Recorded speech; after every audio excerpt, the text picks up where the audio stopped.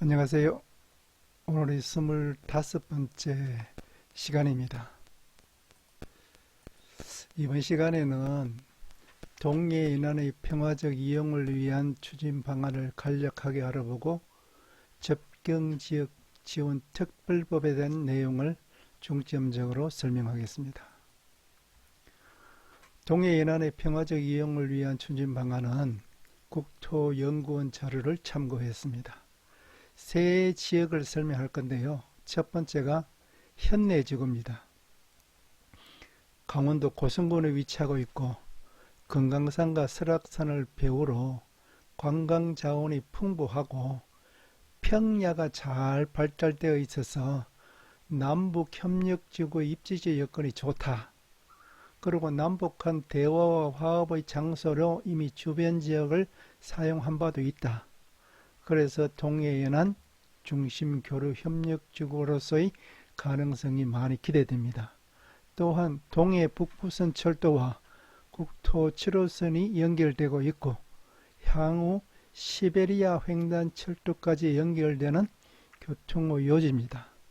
그래서 이 지역은 금강산과 설악산의 연계 개발에서 남북한 관광자원의 공동 활용이 기대되는 지역이고 또한 동해 연안 지역의 어업 협력을 위한 전초 기지로서도 좋고 또한 자연 생태계를 이용한 남북한 생태 공동 연구 등이 가능한 지역입니다.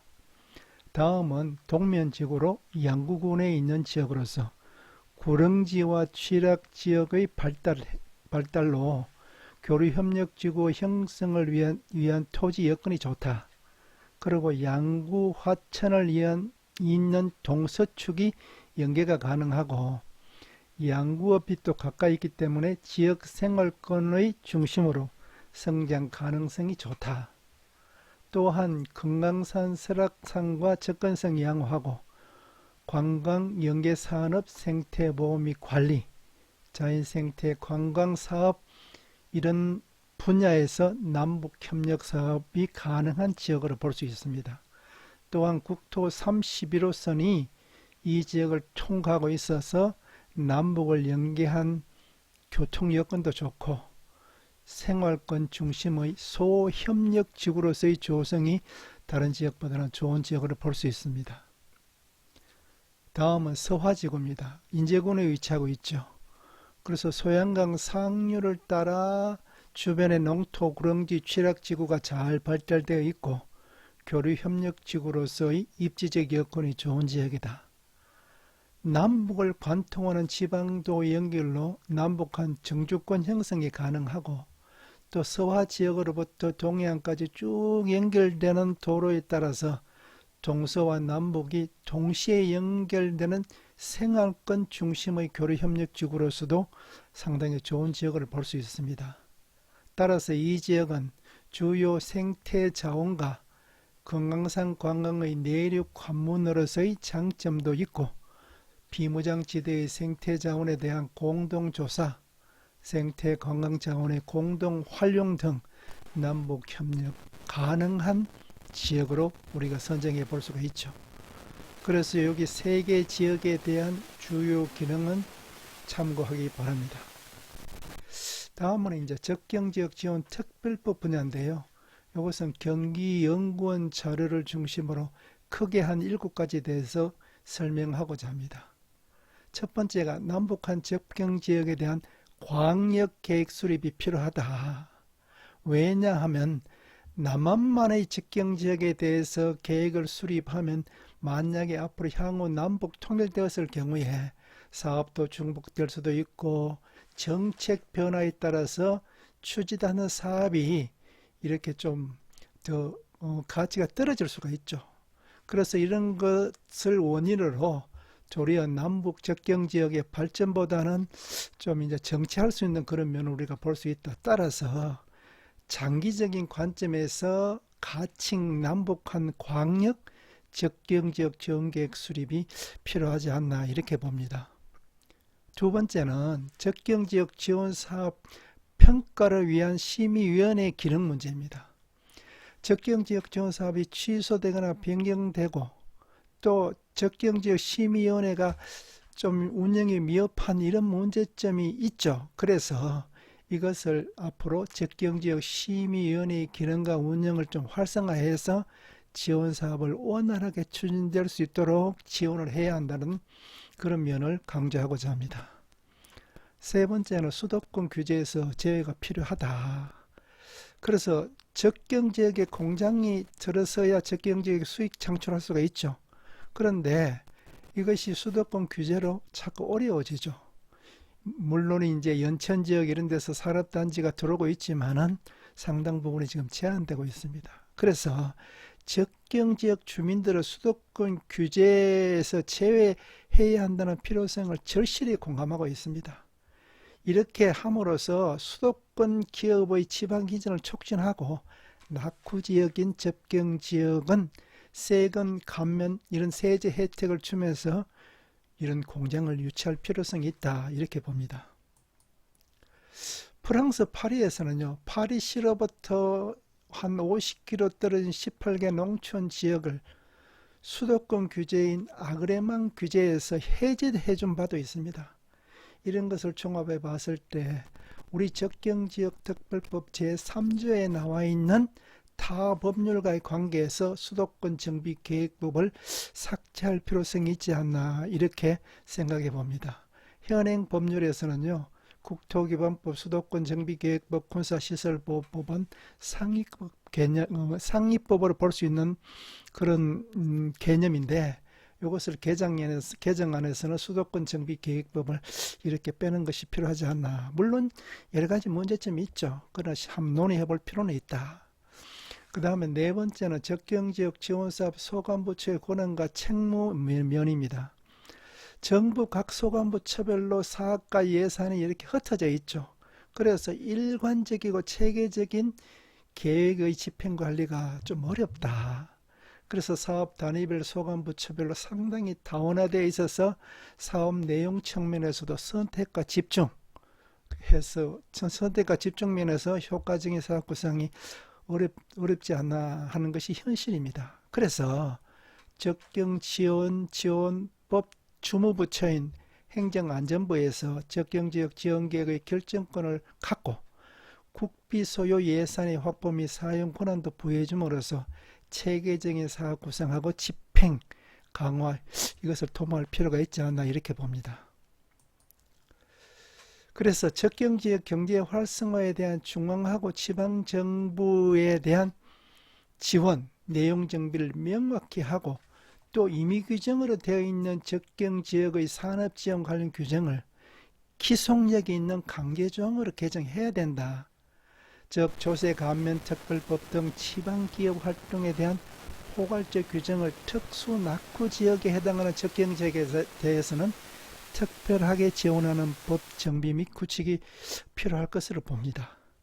다섯 번째는 물류 개선을 위한 SOC 우선 공급 문제인데 접경지역의 기업체를 유치하기 위해서는 물류 서비스 수준이 양호해야 되는데 지금 도로 및 교통시설이 불편하다.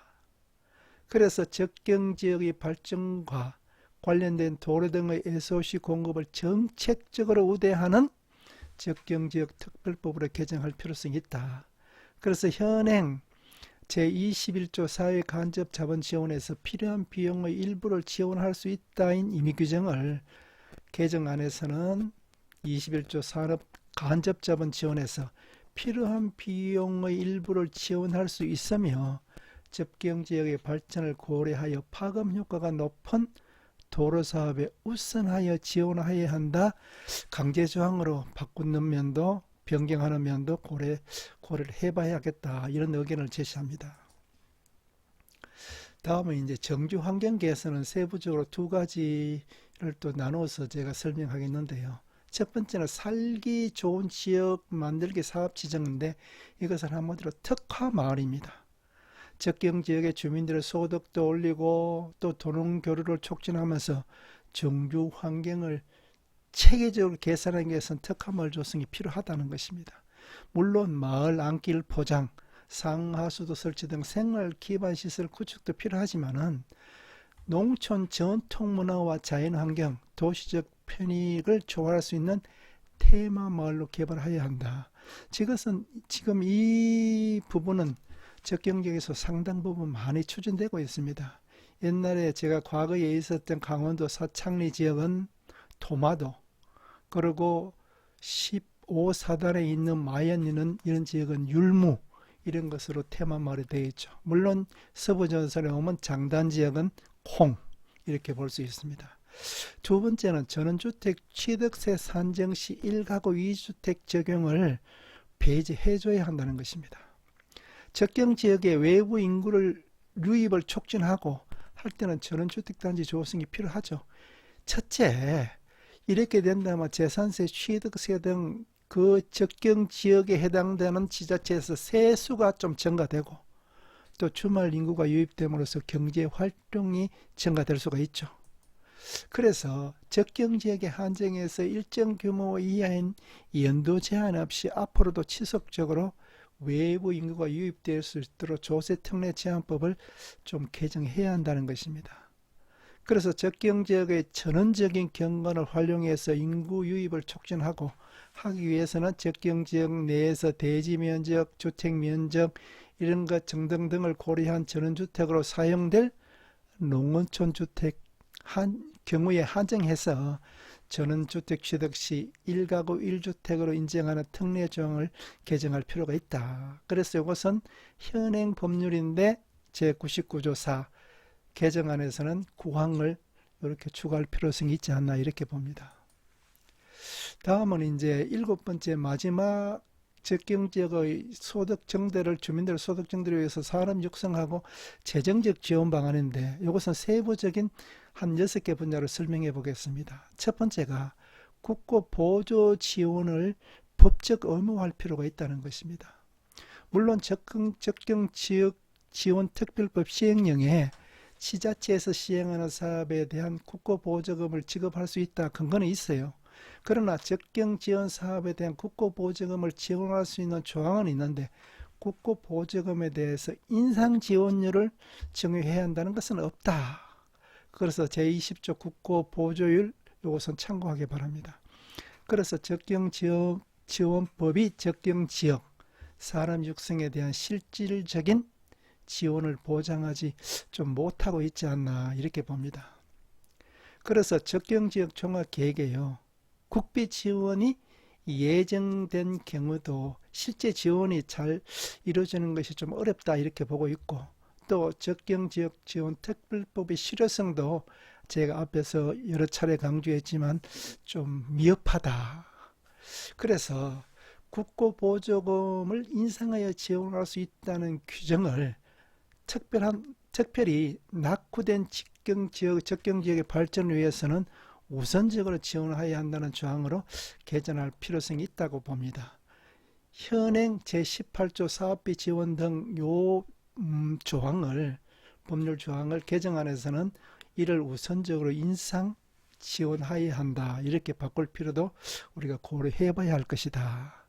두 번째는 기업 투자와 공장 설립 등에 대한 조세 지원 문제입니다. 적경지역 내에요. 회사를 설립하고 공장을 신정축하고 이전하는 경우에 적용되는 조세 감면 등의 조세사항 지원 규정은요. 종합계획에 따라 기업 투자 활동하는 경우로 한정되어 있죠. 이렇게 하다 보니까 일반적인 기업 투자의 경우는 제외됩니다. 그래서 적경지역 특별법에서 규정된 기업 세제 조항 활성화하는 이 조항을 임의 조항에서 강제 조항으로 개정할 필요성도 있다 이렇게 봅니다. 그래서 적경지역의 공장 등을 신축, 정축, 이전하는 기업에게 세제 감면 혜택을 줄 수 있는 조세 제한 특례법과 지방세법을 개정한다면은 적경지역 종합계획에 포함된 기업뿐만 아니고 적경지역의 공장을 신정설 이전하는 기업에게도 세제 감면의 혜택을 부여하도록 개정한다면은 아무래도 적경지역 발전에 기여할 수가 있다 이렇게 봅니다. 그래서 현행 제20조 기업 등에 대한 지원을 조세 감면 등 세제성의 지원을 할 수 있다. 임의 조항을 개정안에서는 조세 등 세제성을 지원하여야 한다. 강제 조항으로 할 필요가 있다는 것입니다. 세 번째는 적경지역 발전 특별기금 조성입니다. 이것은 앞으로도 제가 설명한 바가 있죠. 그래서 적경지역 지원 사업에 대해서 예산이 부족할 경우 해당 사업을 지원하지 못하는 재정적인 문제가 발생하고 있고, 그래서 적경지역 발전 특별기금이 만들어진다면은 시급한 산업과 관련한 산업단지 조성에 이것이 매개체로 우리가 활용될 수가 있습니다. 그래서 그러면 어떻게 하느냐? 가칭 적경지역 특별기금은 지금은 남북이 경상대에서 경색대에서 교류되지 않고 있죠. 그래서 향후 북한 지역과 교류가 된다면 북한에서 반입되는 물품에 대해서 무관세 이익에 상응하는 수입액의 일정 비율을 특별기금으로 징수하고, 북한 지역 반입 물품에 대한 부가가치세에 상응하는 만큼의 금액을 특별기금으로 확충하면 될 것으로 봅니다. 네 번째는 고용보조금 지원 확대 문제입니다. 이것은 적경지역 내 중소기업 업종전환 합리화로 존속하거나 또 여기에 있는 근로자의 고용관계를 계속 유지하는 경우에 보조금을 지급할 수 있다는 규정은 있어요. 그런데 신규 창업 이전 기업에 적용되지 않고 있고, 보조금도 신규 고용 창출보다는 기존 고용 유지하는 경우에 지원한다로 제한되어 있습니다. 그래서 신규 창업하고 이전 기업의 유치가 산업 성장에 우리가 핵심 어떤 요소를 볼 수가 있죠. 그리고 모든 유형의 기업 등에 대한 고용 보조금 지원이 필요할 것으로 봅니다. 그래서 제조업 지원 사업, 지원 서비스에 해당하는 지원 기업들을 명시하고, 소기업에서 대기업까지 포괄적으로 지원을 대상으로 포함할 필요가 있다, 이렇게 봅니다.